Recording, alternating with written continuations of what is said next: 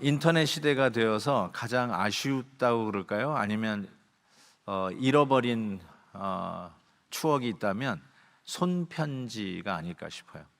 편지를 자기의 글씨로 서로 나누어 주고받는 손편지가 사라지지 않았나 이런 생각합니다.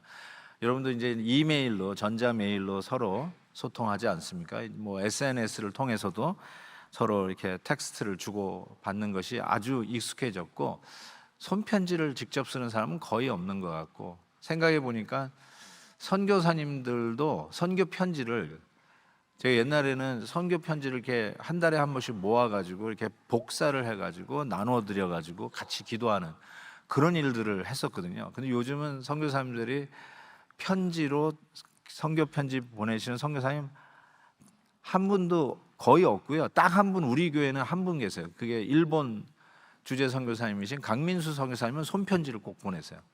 그래가지고, 그런데 실은 받으면서도 왜 이렇게 수고를 하시지? 그냥 이메일 하시지? 이런 생각이 들 정도로 뭐 한 서너 페이지 막 보내시니까. 자, 제가 왜 이렇게 손편지로 얘기하느냐? 양파의 편지가 참, 그 노래가 듣고 싶습니다. 어떻게 부르더라? 까먹었네. 1부 때는 생각이 나는데 2부 때 말없이 건네주던. 그거 지금 보면 다들 그 편지를 주고받는 그 문화 속에 다 잠기잖아요. 그런데 야고보서가 편지입니다. 야고보가 우리에게 보내는 편지거든요. 근데 옛날에는 편지가, 우리가 쓰는 편지가 그렇게 비싼 거라고 생각해 본 적이 없는데, 이 편지는 굉장히 비싼 편지입니다. 엄청나게 비싼 편지.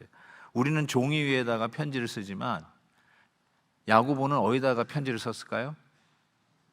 그렇죠. 양피지에다가 썼어요. parchment. 그때 종이가 없었어요. 이 구텐베르그의 활자와 종이의 개발은 엄청난 역사를 바꾼 사건이라고 해도 틀리지 않을 것 같아요. 옛날에는 이 책을 한 권 만드는 게 보통 비싼 게 아닙니다. 편지도 마찬가지예요. 제가 이렇게 조사해 보니까 소 한 마리 잡잖아요. 그러면 거기서 나오는 이 가죽으로, 양피지로, 양이나 이 소로 만드는 편지가 2페이지에서 3페이지 나와요, 한 마리에. 책 한 권 정도 쓰려면 한 500페이지가 필요합니다. 500페이지 정도 쓰려면 소 100마리를 잡아야 돼요. 그러면 책값이 얼마나 되느냐? 모름지기, 지금 돈으로 계산해도 $500,000 정도가 책 한 권 쓸 때 필요해요. 그 사람의 인건비만 생각해봐도 이거는 어마어마할 거라고 생각합니다. 자, 제가 왜 이 말씀드리냐면, 야고보가 편지예요. 양피지에다가 썼어요. 근데 그게 우리식으로 그냥 쓰다가 잘못 썼다 꾸깃꾸깃 해가지고 쓰레기통에 버리고, 그럴 수 있는 게 아니에요. 엄청나게 비싼 양피지에다가 쓰는 거라고요. 성경 한 권 갖는 거는 부자 말고는 가질 수가 없었어요. 그 롤, 이사야 한 권만 해도 50몇 롤을 가지고 다녀야 되니까 마차에 싣고 다녀야 됐어요. 부자 외에는 책을 가질 수가 없는 그 시대를 생각해 볼 때 이 편지도 꽤나 비싼 편지였죠. 그래서 제 포인트는 이거예요. 한 페이지를 더 돈 들여가서 쓰느냐? 이제 야고보서 마지막 장이잖아요. 챕터 5. 그래서 하고 싶은 이야기를 빨리 다 하고 싶었을 거라는 생각이 턱 드는 거예요. 한 페이지 더 쓰느니 요 남은 페이지에다가 하고 싶은 얘기 다 해야지 라는 생각을 가지고, 야고보서 5장이 somehow 제가 느끼기에는 굉장히 러쉬한다는 느낌이 들어요. 막 얘기가 갑자기 막 쏟아져 나오고, 오늘 본문 읽는 것만 보세요. 13절, 너희 중에 고난당한 자가 있느냐? 기도할 것이요. 즐거워하는 자가 있느냐? 찬송할지어다. 너희 중에 병든 자가 있느냐? 교회 장로를 청할 것이요. 여러분, 지금 이 몇 안 되는 문장에 고난을 당한 자, 즐거워하는 자, 병든 자, 말하고 싶은 대상이 너무 많은 거예요. 그래서 빨리빨리 이 편지 용지가 다 끝나기 전에 하고 싶은 말을 다 쏟아내고 있다는 느낌이 들어요. 그런 것 같지 않으세요? 저는 그게 느껴지는데. 오케이. 자, 그러면 이게 다 쏟아내니까 그 당시에 사람들은 그 문화권에서 같은 컨텍스트에 있으니까 이게 무슨 말 하려고 하는지 이해가 됐겠지만 우리는 2000년 후에 이걸 다시 읽으니까 러시아는 사이에 잃어버린 내용들이 있지 않을까 이런 생각을 하면서 하나하나 지금 세 가지의 대상이 갑자기 쑥 쏟아져 나왔는데 무슨 말씀을 하려고 하는지 하나씩 생각해 보겠습니다. 첫 번째, 고난당하는 자가 있느냐라고 묻습니다. 보세요. 너희 중에 고난당하는 자가 있느냐? 그는 뭐 하라고요? 기도할 것이요. 끝. 요거예요. 요거 첫 번째 대상에게 하고 싶은 말이에요. 고난당한 자가 있느냐? 기도할 것이요. 영어로 이렇게 돼 있어요. Is any one of you in trouble? Pray. You should pray. Is any one of you in trouble? 이 말은 굉장히 우리 참 familiar 하잖아요. 익숙한 표현이에요.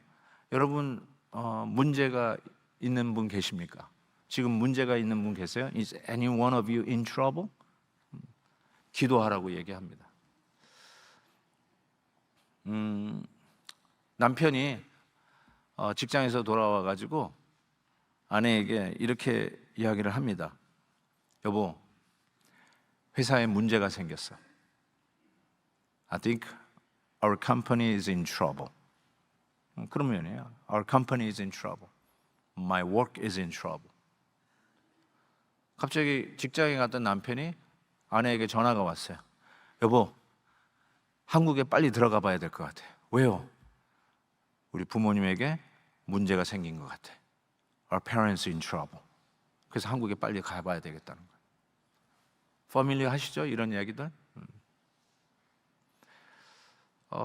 저녁 식탁을 둘러앉아서 밥을 먹는데 아내가 어렵게 말을 꺼냅니다. 여보, I think our son is in trouble. 우리 아들이 문제가 생긴 것 같아. 우리 시집간 딸 가정에 문제가 생긴 것 같아. I think our kids in trouble.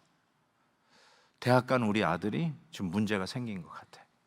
이런 얘기 우리가 흔히 얘기하지 않습니까? 종합진단을 받고 검사 결과가 나왔는데 남편이 집에 들어오질 않아요.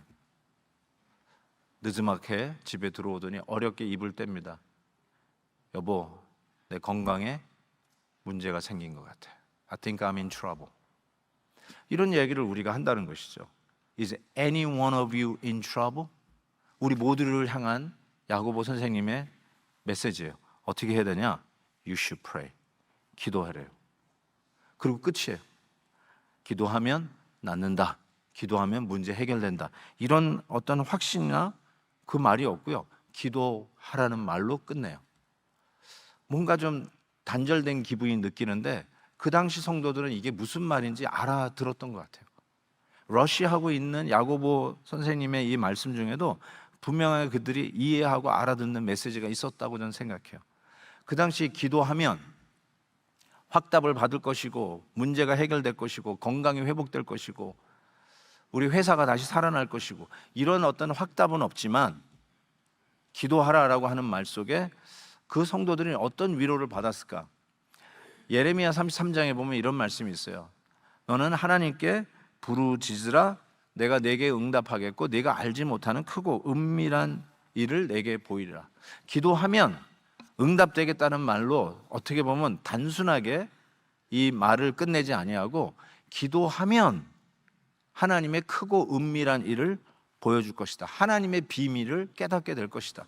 하나님이 하시는 일들 우리가 지금 깨닫지는 못하지만 천국 가서 무릎 치는 일들이 있다고 제가 말씀드렸는데 지금은 도저히 이해가 안 되지만 기도하는 자에게 하나님이 주시는 은혜, 비밀스러운 은혜, 언더스탠딩이 있다는 것이죠.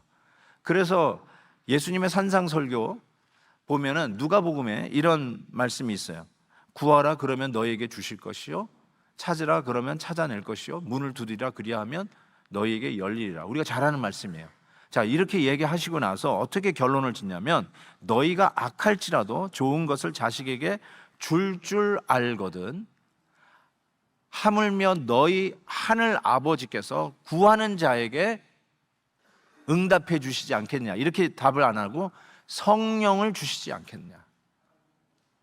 여러분이 생각하는 그 이상으로 하나님이 준비하고 가르쳐 주시는 것이 고난당하는 자에게 기도할 때 주시는 은혜가 있다는 거예요. 기도할 때 성령을 통해서 깨닫게 하시고 견디게 하시고 인내하게 하시고 하나님의 뜻을 믿음으로 바라게 하시고, 그리하여서 지금 Yes, we are in trouble, 고난 가운데 있지만 그 트러블을 통과할 수 있는 하나님의 신비한 은혜와 지혜가 성령 안에서 주어질 거라는 것을 이들은 경험하고 있었던 거예요. 고로 pray, 기도하라. 기도하라. 우리의 생각 이상으로 역사하시고 우리가 기대하지 않는 새로운 하나님의 지혜로 응답하실 그 하나님을 믿고 pray, 기도하라는 것이죠. 기도하면 됩니다. 내 기대대로 안 되더라도 기도하면 하나님이 뜻을 이루어 주실 것을 믿습니다. 그래서 Is any one of you in trouble? Is any one of your kids, your children, your spouse, your company, your health in trouble? You should pray. 기도하라는 거예요.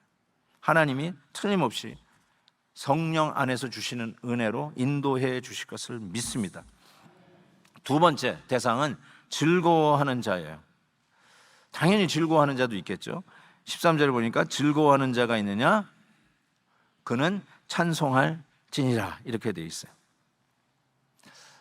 여러분, 이렇게 출근했는데 옆자리에 앉아 있는 동료가 막 콧노래를 부르고 있는 거예요.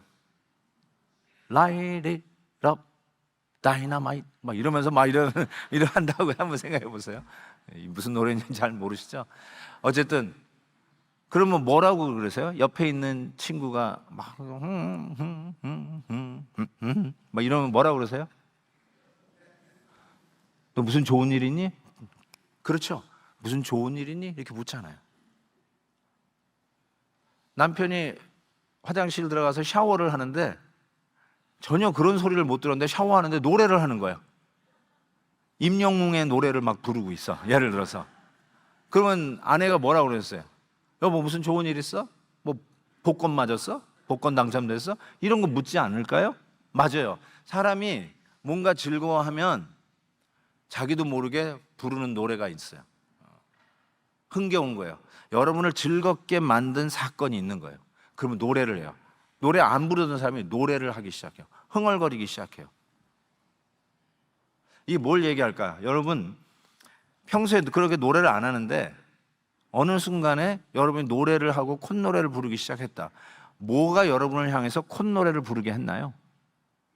그게 여러분의 뭘까요? 삶의 근거예요.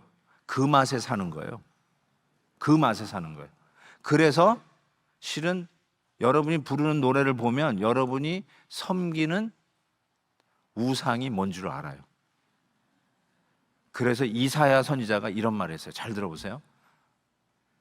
이사야 선지자, 나는 내 영광을 다른 자에게, 내 찬송을 우상에게 주지 아니하리라. 하나님이 여러분의 노래를, 하나님이 받으셔야 할 그 찬송을 다른 우상에게 주고 싶지 않으세요. 그리고 그 우상이 여러분을 즐겁게 하고 여러분이 행복해야 할 근거가 아니에요. 우상의 끝은 항상 멸망이 기다리고 있어요. 여러분을 허전하게 하고 정말 닭죽던 게 지붕 쳐다보는 그런 허전함을 끝에 절망감 가운데 남겨주는 게 우상이에요. 하나님만이 실은 찬송을 받으실 분이에요.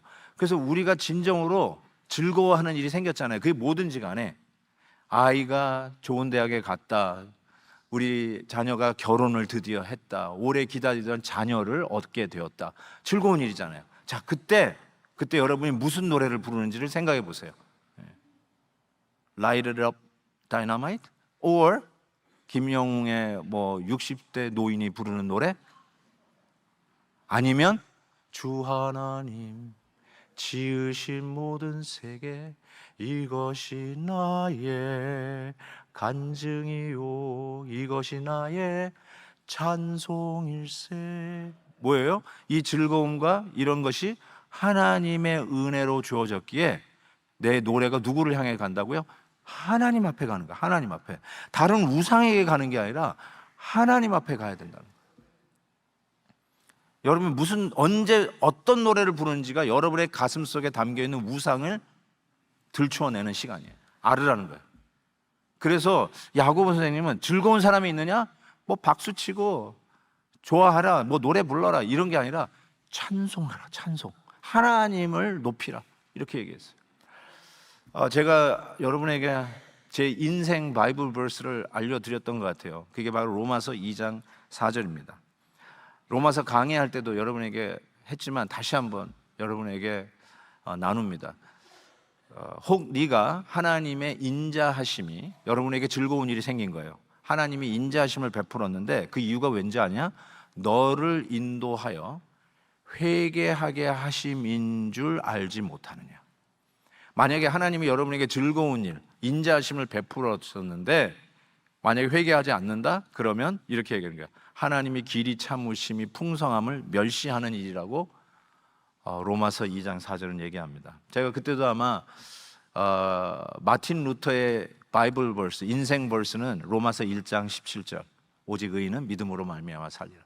그걸로 종교개혁을 일으켰다고 말씀드리지만 저는 개인적으로 저게 제 인생 바이블 벌스입니다. 아까도 말씀드렸지만, 내리셔도 돼요. 아까도 말씀드렸지만 고난당한 자가 있느냐? Is any one of you in trouble? 그러면 기도하라고 그랬어요. 왜요? 왜요? 이런 질문, 왜라는 말을 할 수밖에 없죠. 그냥 기도하라, 그리고 끝. 그렇지만 기도하면, 순종하면, 기도하는 가운데 하나님이 주시는 은혜와 신비한 비밀과 성령의 충만함으로 인도하셔서 내가 지금 트러블 속에 있지만 트러블을 뚫고 가는 힘을 주시는 게 있거든요. 기도하면, 순종하면 주시는 은혜가 있다는 걸 비로소 체험하는 것처럼 즐거운 일이 있느냐? 하나님이 여러분에게 좋은 일, 생기는 일을 허락하셨느냐? 자, 그러면 이것도 아까 로마서 2장 4절 말씀, 순종하면서 회개를 해보십시오. 그때도 제가 말씀드렸는데 우리는 우리 아이가 좋은 대학에 갔다. 그럼 어떻게 해요? 감사하죠. 근데 감사하기 전에 회개부터 하시라고요. 이게 안 맞는 말 같지만 진짜 해보시라니까요. 저는 의도적으로 이걸 합니다. 지난주도 했어요. 하나님, 우리 교회 새 교우가 12가정이나 왔습니다. 회개합니다. 감사할 일이죠. 필요하니까 우리 베델교회 귀한 영혼들을 보내주시는 그 하나님의 은혜에 너무 고마운 것이죠. 그 감사합니다 해야 되는데 이게 훈련이 되니까 하나님 회개합니다. 한번 회개해 보세요. 여러분의 자녀들의 봉급이 올랐다. 잘됐다. 감사하다. 그러면서 감사하고 끝나지 말고 진짜로 한번 회개해 보세요. 하나님, 우리 아들이 봉급이 올랐다는데 회개합니다. 해보시라고요. 해봐야 알아요. 이게 무슨 의미인지 그때 알아요. 내가 투병하다가 하나님 회복되어서 오늘 이렇게 교회 나오게 되었습니다. 감사합니다죠. 근데 감사하기 전에 회개합니다 해서 회개를 하면 그 순간에 뭐가 와닿기 시작하냐면 내가 이 자리에 온 것이, 여기까지 온 것이 진짜 하나님의 은혜인 것이 절절하게 고백이 되는 거예요. 아이가 공부 잘하면 감사하지만 한 30%는 내가 떼먹잖아요. 야, 내가 라이드 열심히 해줬더니 그래도 이런 좋은 날이 오는구나. 내가 맨날 새벽 기도했더니 기도가 공로가 되어가지고 그러니까 이런 게 왔구나. 그래서 내가 좀 떼먹는다고요. 근데 하나님 앞에 회개하면 마치 물 끓일 때 뽀글뽀글 방울이 막 올라오잖아요. 막 끓기 시작하기 전에. 그것처럼 하나님을 향한 순도 100%의 감사가 뽀글뽀글 올라와요. 회개의 불을 데울 때. 그러면 하나님 앞에 온전한 찬양이 가는 거예요. 그때 하나님을 향한 찬양이 가기 시작해요. 즐거워할 때 감사로 끝나지 말고 흥얼거리면서 내가 돈 많이 벌었다, 건강해졌다, 막 우리 회사 대박을 쳤다, 그러면서 막 들이키면서 세상 노래 이 젓가락 장단하면서 그런 거 노래하지 말고 정말로 하나님의 인자하심을 베풀었을 때 회개하면 하나님을 향한 찬양과 감사가 올라가게 돼 있어요. 여러분의 우상이 여러분에게 하나님이 베풀어 주신 인자하심의 크레딧을 뺏어가지 않도록 조심하십시오. 지금 그 얘기하는 거예요. 즐거워하는 자가 있느냐? 그는 콧노래 부르면서 세상을 향해서 여러분이 섬기는 우상을 노래하지 말고 하나님을 찬송할지니라. 아멘이에요. 아멘. 꼭 그렇게 하게 해요. 나는 지난주도 참 성도님들이 감사해서 오늘도 이렇게 인사를 원망하지 말라 했는데 진짜 뭐 이렇게 나오려고 그러면 목사님 원망하지 말라고 했잖아요. 자, 역시 말씀이 이렇게 쭉쭉 이끌어가는 거를 우리가 깨달을 수 있어요. 집안에서 막 있다. 엄마 지난주 원망하지 말라는데 성도들께서 이렇게 모여가지고 식사를 할 때 뭐 이런 에이 장로님 원망하지 말라. 지난주를 이렇게 하면서 진짜 말씀이 끌고 가야 돼요. 말씀 들은 사람들이 항상 그 얘기를 하셔야 돼요. 그걸 잊어버리는 사람들이 항상 있잖아요. 말씀에 순종해 보세요. 즐거워하는 일이 생겼어요. 내가 한 통 낼게. 오케이, 한 통 내는데 어떻게 해야 돼요? 하나님께 찬송해야죠. 하나님께 찬송. 세 번째, 병든 자가 있느냐? 병든 자에게 너희 중에 병든 자가 있느냐? 그는 잘 보세요. 교회의 장로들을 청할 것이요. 그리고 주의 이름으로 기름을 바르고, 기름을 바른다는 말은 의료적인 트리트먼트예요. 메디컬 트리트먼트.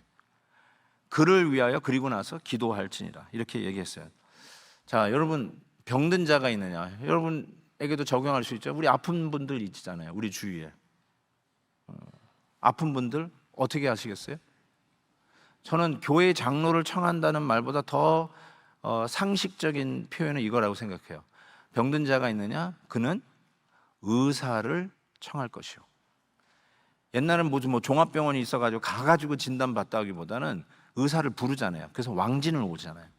그러니까 의사를 청하는 것이 훨씬 더 당연한 수순인 것 같아요. 그런데 교회의 장로를 청하라고 그랬어요. 자, 이 말이 일단은 이런 뜻은 아니라는 걸 말씀드릴게요. 이 말은 야고보가 야, 아픈 자가 있느냐? 무슨 병원에 가느냐? 기도로 고쳐, 기도로 고쳐. 무슨 약을 먹어? 약 전부 다 쓰레기통에 버려. 하나님이 고쳐주시니까 기도로 나. 이렇게 하라는 말은 아니에요. 아까 기름을 바르라고 그랬잖아요. 그렇게 하라는 말이 아니에요. 의사를 부르는 게 아니라 장로를 청한다는 말이 그런 뜻은 아니에요. 자, 두 번째로는 제가 짚고 넘어가는 게 이것이 누구를 부르냐면 교회의 장로를 청하라고 그랬어요. 병든 자가 있느냐? 야, 옆 교회에 아주 신통방통한 신유의 은사가 있는 강사가 왔대. 손만 대고 기도하면 벌떡벌떡 일어난대. 거기 가서 안수기도 받자. 아니, 이렇게 얘기해야 되는 거 아니에요? 그건 요즘 우리도 통하는 얘기죠. 야, 저분은 진짜 용한 신유의 은사가 있는 주의 종이 왔대. 우리 가서 안수 받자. 그러면 나을 것 같아. 이렇게 얘기하면은 지금도 무슨 말인지 알아들을 것 같아요. 그런데 야고보는 이렇게 되겠어요. 병든 자가 있느냐?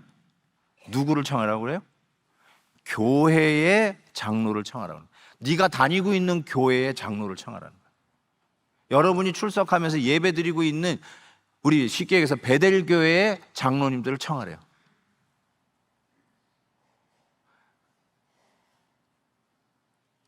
그 말은 보통 장로님이라는 거예요.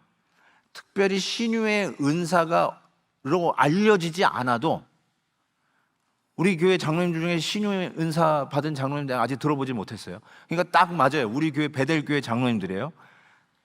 특별하게 무슨 신유의 은사가 없지만 같이 출석하고 신앙생활하고 희노애락 동고동락하고 있는 네가 다니고 있는 교회, 그 교회 장로를 청해서 기도를 받으라고 이야기를 하는 것이죠.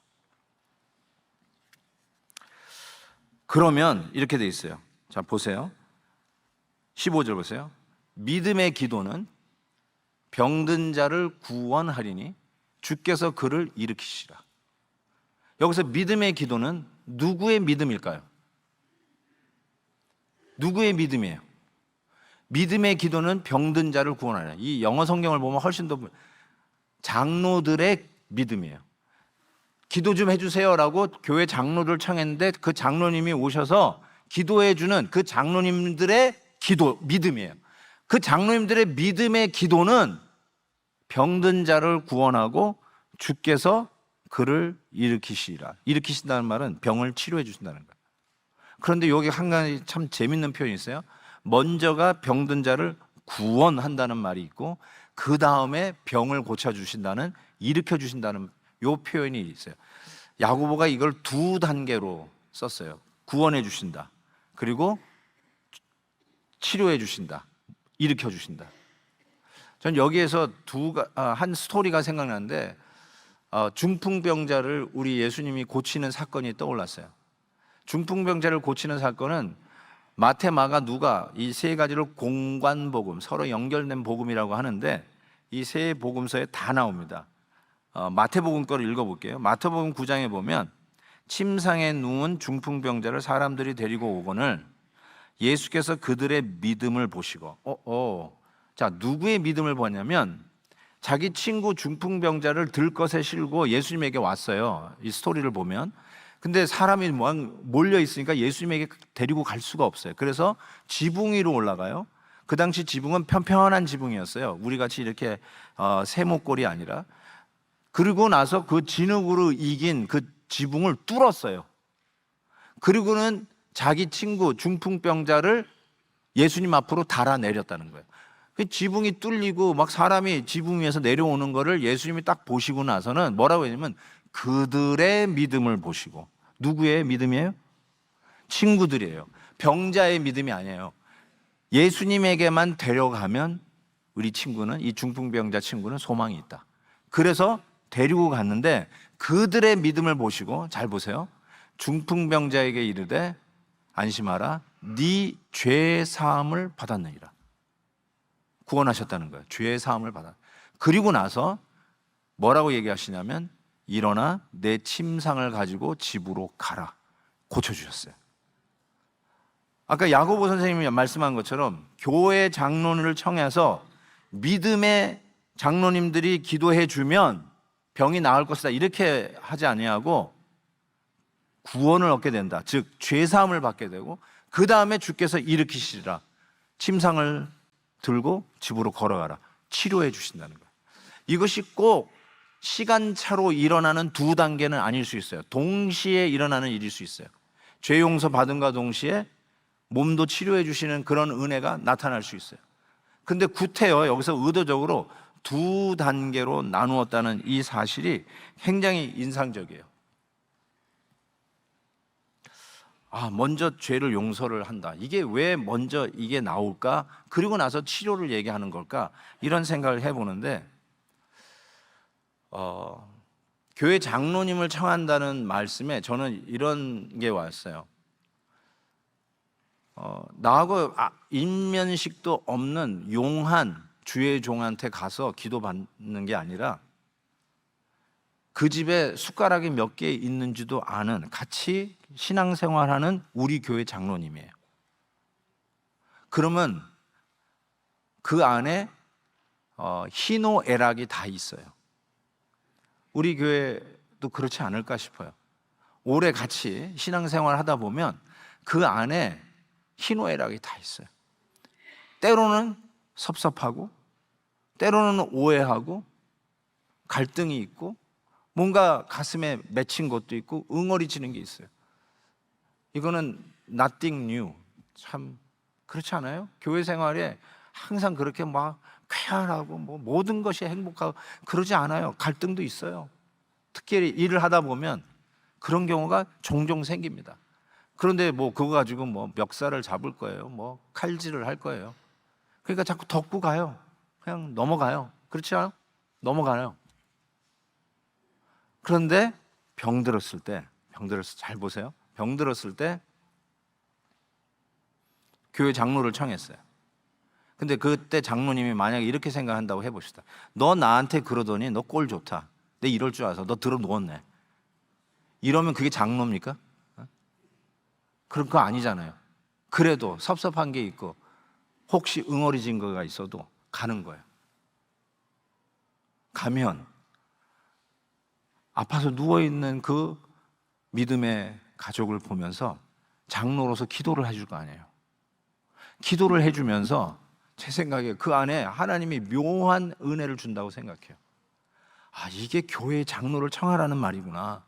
지금 네가 몸에서 낫는 게 중요한 게 아니라 교회의 장로를 청하면서 해결해야 할 문제가 있는 거예요.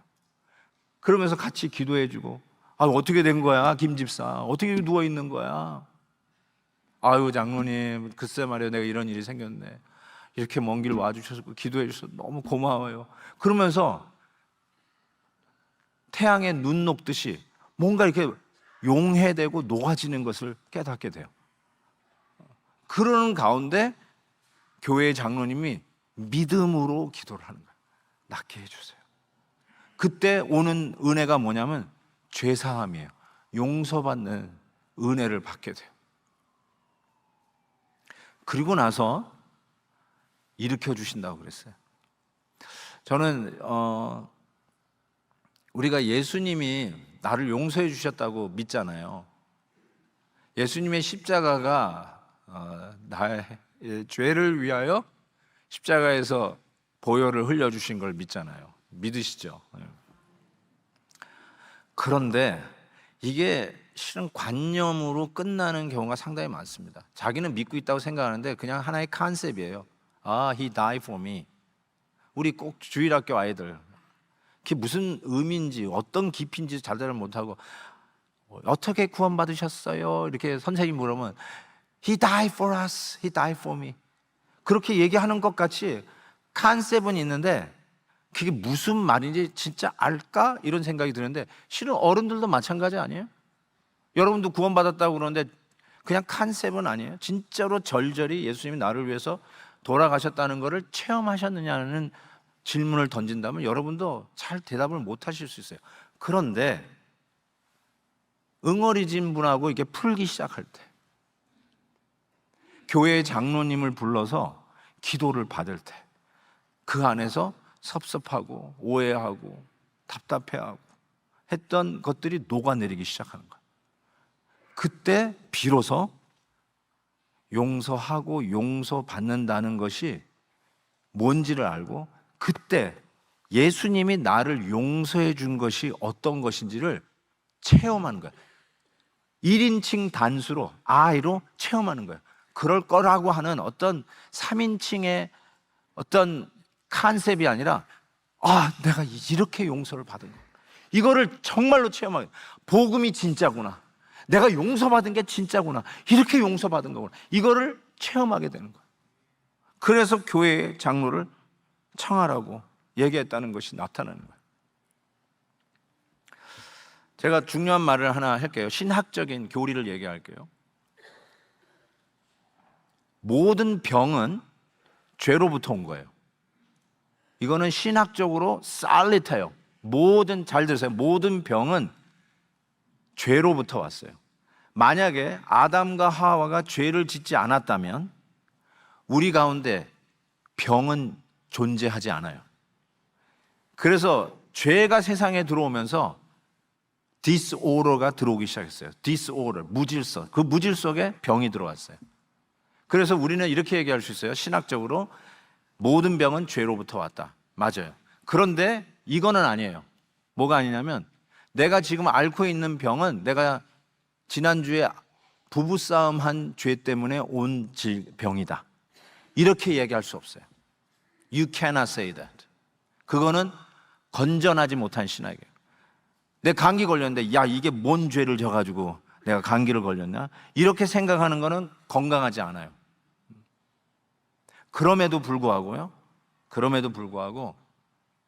가끔 우리에게 일이 터질 때 자연스럽게 내가 무슨 죄를 지어서 이런 일이 나에게 일어나는 것일까?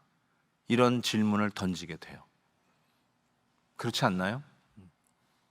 우리 아내가 오랫동안 병치레를 하고 있어요. 그러면 남편이 열심히 간호를 해주다가도 문득 이런 생각이 들어요. 내가 무슨 죄를 지어서 우리 아내가 이렇게 힘든 걸까? 이런 생각을 하게 돼 있어요. 우리 아들이 직장에서 해고당했어요. 그럴 때 내가 무슨 잘못을 했길래 우리 아들이 또 해고당해서 저렇게 가정이 어려워졌나, 이런 생각을 하게 돼 있어요. 내가 암에 덜커덕 걸렸어요. 불치의 병에 덜커덕 걸렸어요. 그때 하나님, 내가 무슨 죄를 지었나요? 이런 생각을 하면서 무릎 꿇게 됐어요. 안 그렇습니까? 아마 다 그러실걸요. 교회의 장로를 청하다. 이 장로에 목사도 포함되어 있는 건 아시죠? 교회의 장로를 청해서 기도를 받으래요. 기도를 받으래요. 그 안에 무한한 일들이 섞여져 있어요. 나에게 일어나는 일들이 혹시 내 잘못은 아닐까? 내가 누구에게도 밝히지 않았던 부끄러운 죄, 수년 전, 아니 수십 년 전에 몰래 지었던 그 죄가 드디어 하나님께서 나에게 이러한 응벌로 다가오시는 것은 아닌가, 이런 것이 있단 말이에요. 그럼에도 불구하고 그때 뭐라고요? 교회 장로를 청해서 기도를 받아요. 그래서 그 다음 말이 툭 튀어나왔어요. 그게 마지막 절인데요, 이렇게 돼 있어요. 뭐죠? 16절 한번 15절 보세요. 혹시 죄를 범하였을지라도. 이 말이 갑자기 툭 튀어나왔어요. 혹시 죄를 범하였어요. 우리에게 이 마음이 있는 거를 야고보가 탁 읽어낸 거예요. 우리에게 어려움이 있을 때 Are you in trouble? 그때 내가 무슨 죄를 져가지고 또 이런 힘든 일이 나에게 왔나, 이런 생각을 하고 있는 우리들에게, 그것이 건전한 신학은 아니지만 우리 모두가 공감하는, 힘들고 어려울 때 내가 잘못한 게 아닐까, 내 기도가 부족해서 그런 게 아닐까.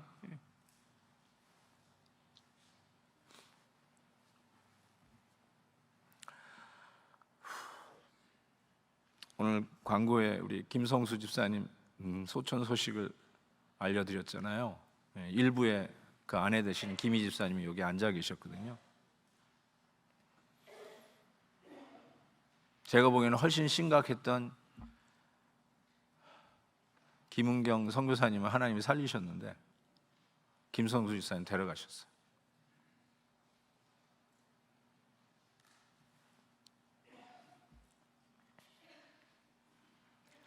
저는 저 때문인 것 같아. 이 담임 목사가 기도가 부족하구나.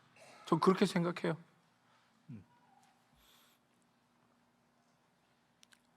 진짜로 그렇게 생각해요.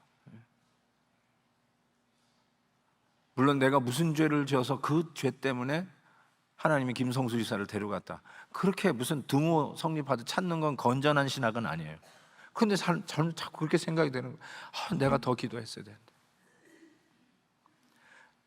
그럴 때 하나님이 오늘 이 말씀을 저에게 주시는 거예요.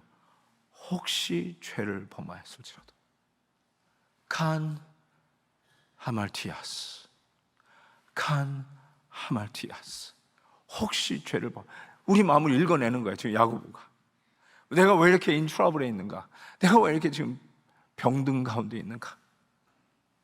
혹시 이 죄 때문에 아닐까? 내가 잘못해서 그런 거 아닌가? 내가 기도 열심히 하지 않아서 그런 거 아닌가?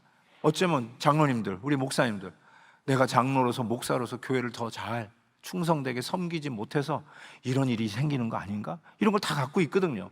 신실한 장로 목사님들 이런 거 갖게 돼 있어요. 교회에 우환이 생겼다? 이거 우리가 잘못해서 그런 거 아닐까? 그런 생각을 하고 있잖아요. 그 말이 이게 지쳐가는데 야고보가 그대로 찝어내잖아. 혹시 죄를 범하였을지라도 칸 하말티아스. 그렇다 할지라도 믿음의 기도, 교회의 장로를 청해서 같이 기도하는 가운데 가졌던 오해들이 풀리고, 그게 뭐 꼭 내가 잘못했어, 그래 용서한다, 이런 식으로 오가는 대화는 아니더라도 만나 같이 기도하는데 내 안에 하나님이 주시는 그 응어리가 쇳덩어리와 같은 바위돌이 눈 녹지 녹는 것을 체험하는 거야. 그 안에서 오는 게 뭐냐? 죄사함.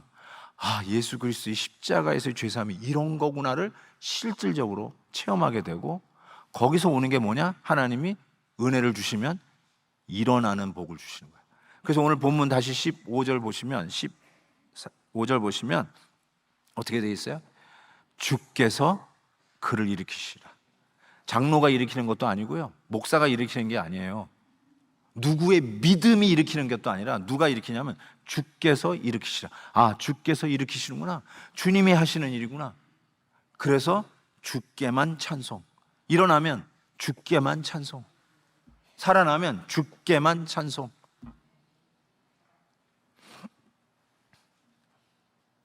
오늘 선교의 날이에요. 오늘 헌신하는 날이에요. 하세요. 오늘 꼭 헌신하세요. 4개 중에 하나는 하세요. 나중에 입원했을 때, 아, 내가 그때 목사님 하라는데 그거 안 했구나, 그 생각이 지나가요. 진짜로요. 내가 공갈하는 게 아니에요. 그게 지나가요. 야, 내가 그냥 했었어야 되는데, 아유, 다음에 하죠. 게을렀구나. 아, 내가 하나님께 더 충성해. 그게 지나간다니까요. 근데 그것 때문에 병에 누웠다? 그렇게 얘기할 수는 없어요. 그렇지만 even if 칸 하말티아스, 혹시 그게 죄라 할지라도, 혹시 내가 그것을 범죄했다 할지라도 하나님께서 뭐 하신다고요? 용서하신다. 여러분이 나중에 누워있을 때 제가 찾아가가지고 내가 그때 헌신하라고 그랬죠. 그거 봐. 내가 그러면서 찾아갈 것 같아요? 그게 목사입니까? 아니요. 그냥 국률한 마음으로 내가 대신 아팠어야 되는데, 내가 더 기도 못해서 이렇게 누워있고, 그런 생각하면서 기도하면 용서해 주시고 죄사함 받고 다시 일으키는 이 놀라운 기적을 체험하게 될 줄 믿습니다. 선교 헌신 꼭 하십시오.